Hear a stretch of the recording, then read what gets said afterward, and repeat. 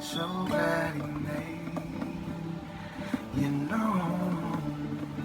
So glad he made you know. You are dreaming inside the summer. Constant wonder that took so much of my time. My biggest prayer and my deepest cry. A mystery that often kept me awake at night. Who knew I'd get to live this dream? Vision written in the master's piece. The thought of you often makes me weak. 'Cause when I was thinking of you, he was thinking of me. So glad he made you know. So glad he made you know. So glad he made you know. So glad he made you know. So glad he made you know.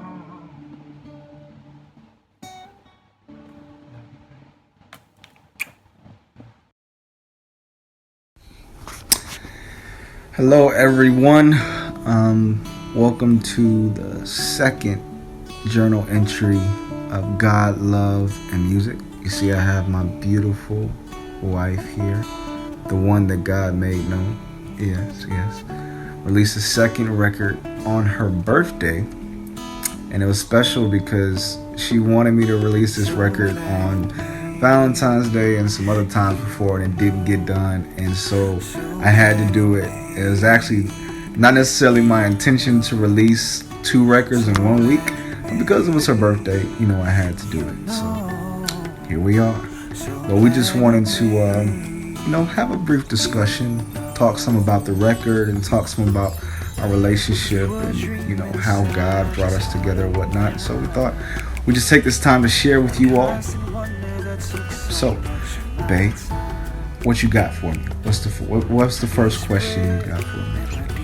Okay, so you had a question for me. I had a question for you. Yeah. Okay. What was special about this song? Okay, so yes, what was special about this song for you? Like, what was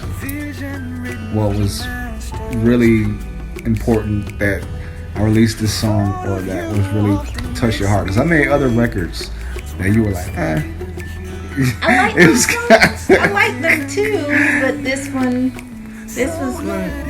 was special because it wasn't just about me. The other songs were like just about me. I like the fact that this song was about your relationship with the Lord and what transpired before I arrived on the scene. Or before I came in the picture. So I appreciated that there was depth to it, and that it reflected various conversations that you had with the Lord. So that's why I like it the best. And I really like the melody too. That's beautiful, baby. I appreciate that. That's awesome. So my question for you then, in response to that, is like, so the song is called "Made You Know," and so how did you know that God was making you known, and how does someone know that they're being made known?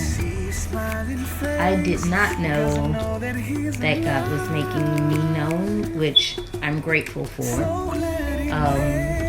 And the reason I did not know, because I had so strongly subscribed to the belief that the Lord was my husbandman, and I was just fully satisfied and delighted with my relationship with God. So when that happens, the pining, that oftentimes we as women go through, the pining or the hypersensitivity to, oh, this person is interested in me. Oh, do they? I wonder if I'm going to see this guy or whatever. Just that, at times those insatiable desires that pop up. Yeah. I was not struggling with that anymore. Not that I never have in my life, but I was just for a while in such a good place, and so satisfied with my relationship with the Lord and being His bride that I was not preoccupied with the attention of a man. I just wasn't. I still valued men, still appreciated them, but I was really just satisfied. My heart was satisfied with God. So that's a very spiritually mature answer. And that was kind of like a hint to me that it was a confirmation that the Lord had chosen her. I've been through so many different situations, and at times situationships that I had to mature out of, that, the girl would be like, well, am I the one? Or, it was just like this thirst, and I'm like, well, how's your relationship with the Lord? And even at times when I was like not all the way off and I was still in my dog days, that was still like my heart, like,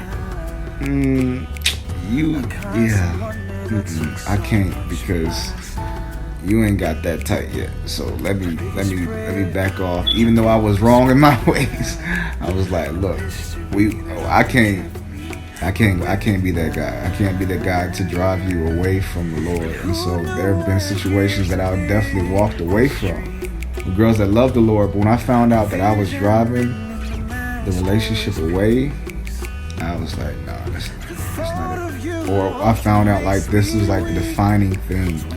Like them being in a relationship was like the defining thing, and that was like their life's purpose or what have you. It kind of drove me away. So that was one of the indications, the confirmations that God was letting me know, like, hey, I'm making this one known to you, I'm highlighting the one that, like, you weren't like into my stuff, like you weren't smelling me like that to the point where it was like moving you, shaking you like that. It was like, yeah, but I'm secure, I'm straight. So yeah, it's beautiful, babe. Yeah, so I believe you had a question for me next. Yeah. Oh, let me see. So from an artistry standpoint or a songwriter standpoint, how do you pick out the melody? Because I really love the melody of this song. Well, I really feel like melody in its simplest form brings life to emotion.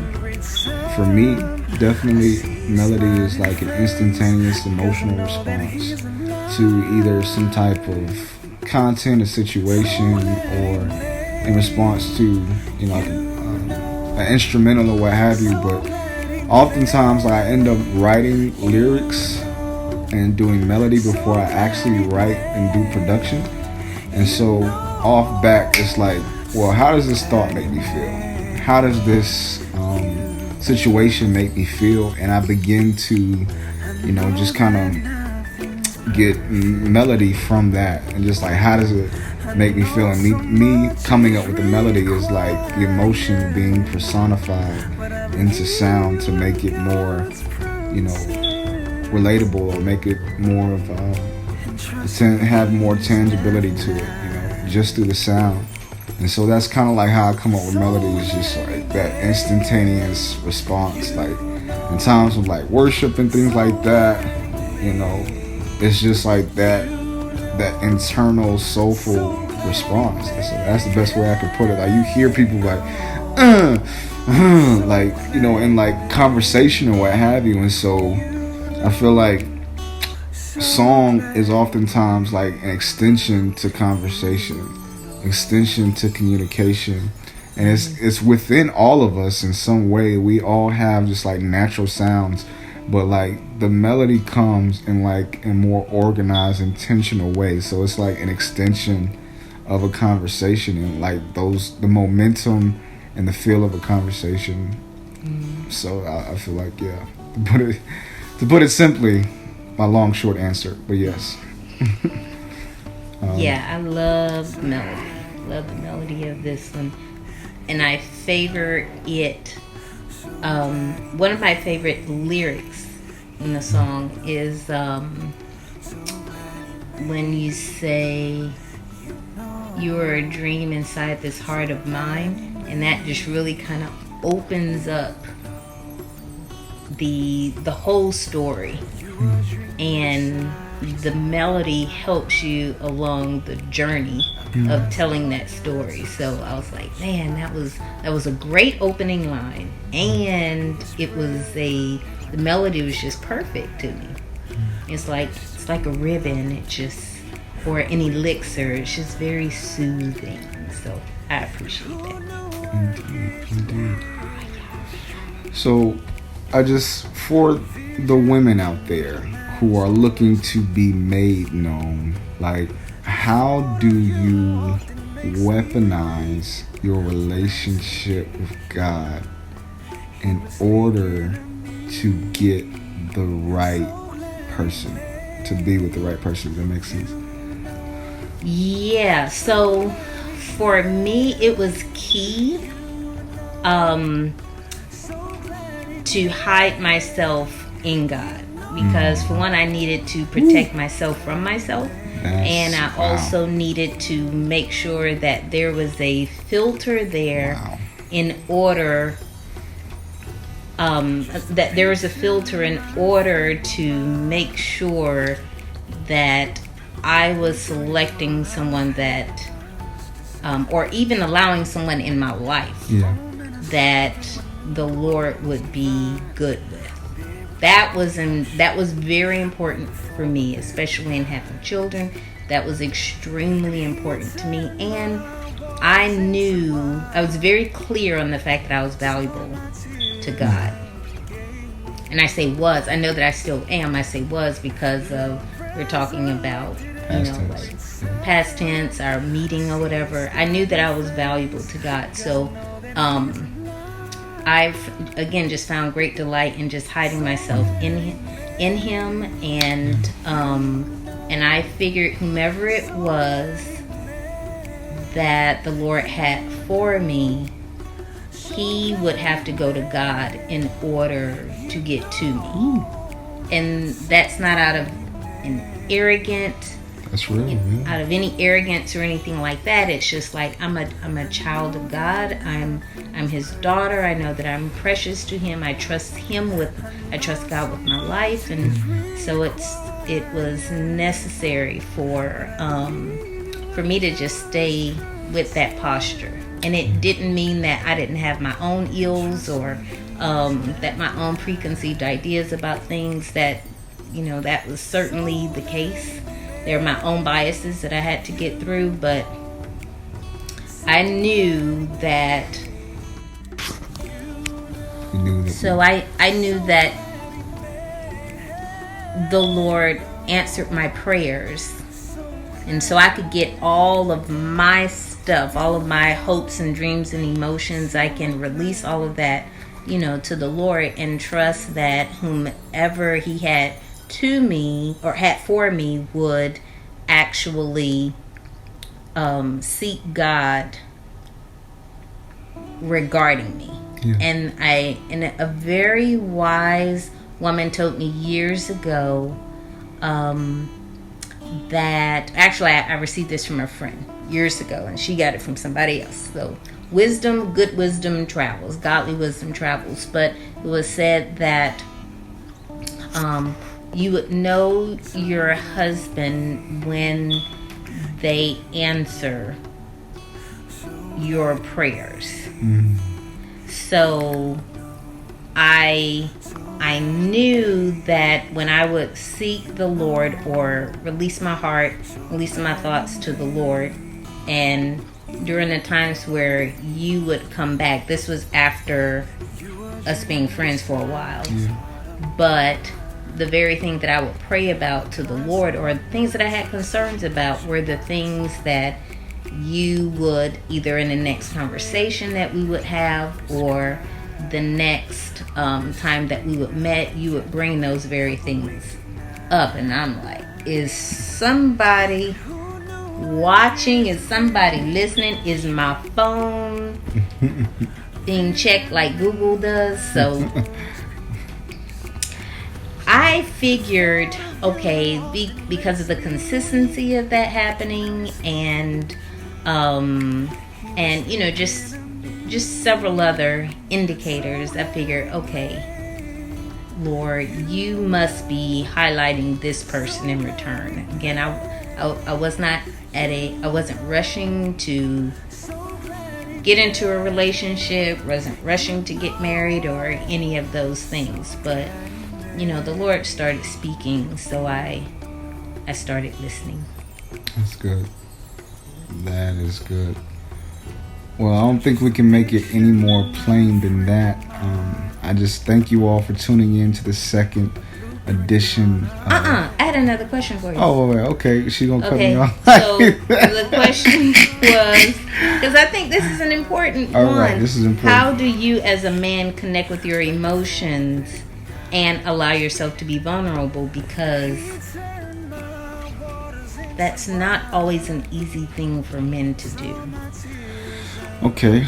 Men do it, but it's not. There are some that do it, but it's not always easy. So how are you able to easily do that? Well, I think like just in my journey in life, I've just taken on the perspective that I want to be my most authentic self, because I feel like in my most authentic self, I carry nutrients, I carry healing, I carry supplements that other people need. I feel like that my most authentic self is my most anointed self, and that is the place that God has produced the most fruit out of. And when I'm able to be authentic with God, I'm able to be authentic with others. So if I go to God about an issue, He gives me the grace and He gives me the empowerment to be able to speak about it. And so vulnerability for me, it's just been such an empowering thing. You know, the word says that we overcome by the word of our testimony and the blood of the Lamb. And so when I'm in that space of vulnerability, it's just me testifying. And I feel like that place of testimony often frees people. You know, I remember like just in certain seasons where I was just honest about some of the things that I've gone through, and to see just like how that came back to me, it was such a blessing. I remember just being, you know, welled up with emotion and the reality that it, you know, impacted people in that way. And so for me, vulnerability is a seed for breakthrough. You know, it's a breaking to the next ceiling. It's a breaking to the next level. Like, I feel like it's a precursor, you know, for that. And so,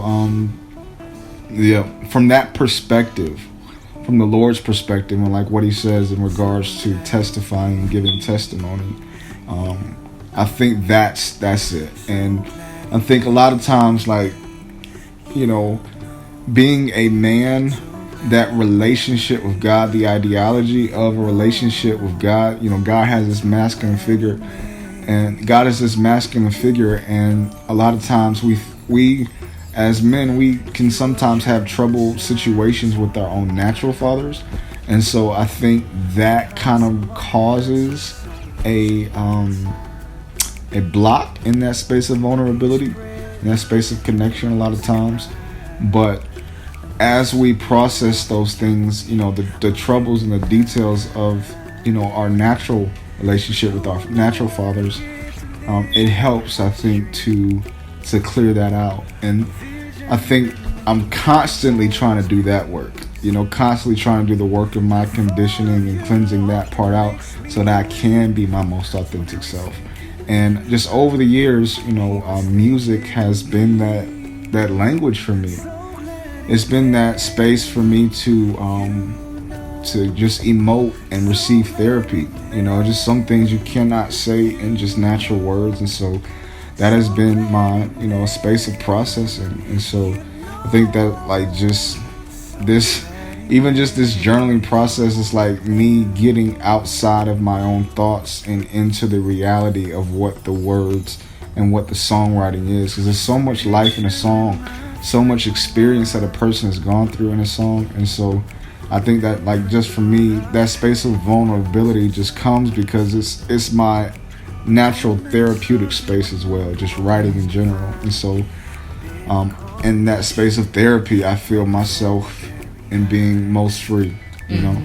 It's like, yeah, I can say things without saying things in writing, and you know, I can, if any good writer knows how to position their thoughts to where they can be impactful and, you know, be out front, be very forward, or be very, you know, hidden at the same time, and still be very outspoken at the same time. They can be loud in the most quiet ways in writing. That's good. Yeah. Okay, that's all I had. That's all you had? Yeah. Okay. Well, all right, folks. Well, I just thank you all for tuning in to this edition of God, Love, and Music. I hope that you check out the song. I hope that it blesses you. And for all those seeking to be made known, take your time, pray, and seek God. But allow this song to really just inspire you, to touch you. And if you know somebody who's on that verge, they're looking for somebody, send them this message. Send them this dialogue with my wife and I. Send them the song so that they can be inspired. And we look forward to talking to you all more. Thank you guys so much. Bye-bye. Dixon's out. So glad he made